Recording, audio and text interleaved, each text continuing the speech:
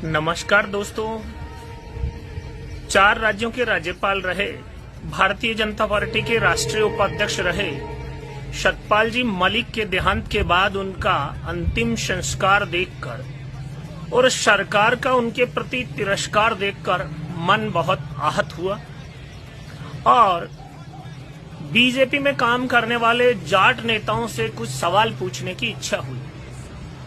चाहे वो बीजेपी के सांसद हैं, चाहे वो बीजेपी के विधायक हैं और चाहे वो बीजेपी में विविध संगठनों में या पदों पर पदाधिकारी हैं, उनको एक बात का जवाब तो देना ही चाहिए कि जो सतपाल मलिक के साथ सरकार द्वारा हो रहा है और उस पार्टी की सरकार में हो रहा है जिस पार्टी के वो राष्ट्रीय उपाध्यक्ष रहे हैं, तो ऐसा सब कुछ आपके साथ नहीं होगा, ये आप क्यों सोचते हैं?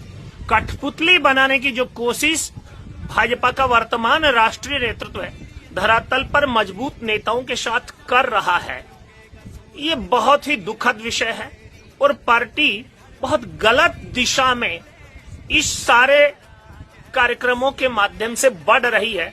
लोग चुप क्यों हैं समझ में नहीं आता। अरे भाई, बीजेपी के जाट नेता अगर उस कौम से आते हैं जो कौम सनातन की विसंगतियों के खिलाफ, और उस समय जब संचार का और जानकारी का इतना साधन नहीं था, तब भी गुरु नानक देव के साथ हो गए थे, जाम्बोजी महाराज के साथ हो गए थे, दयानंद सरस्वती के साथ हो गए थे, तो फिर आज अन्याय के खिलाफ बोलने में उन कथित जाट नेताओं जनप्रतिनिधियों की जबान तालू से क्यों चिपक रही है?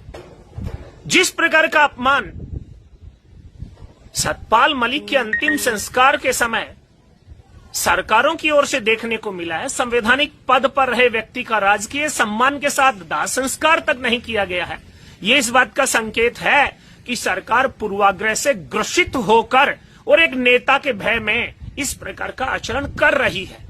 और जाट वो जाट नहीं है जो भय से ग्रसित होकर अपने सिद्धांत से समझौता करे।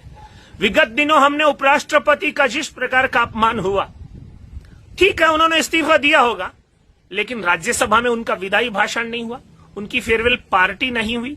ये सरकार का अहंकार नहीं तो और क्या है? और सरकार के अहंकार से टकराना जाट का संस्कार है, और जो जाट अपने संस्कार से विमुख हो गया वो कैसा जाट है? और ये सब देखकर भारतीय जनता पार्टी में काम करने वाले जाट अगर चुप रहते हैं तो लानत है उन पर। वो पार्टी के चमचे कहला सकते हैं, कौम के सरदार नहीं।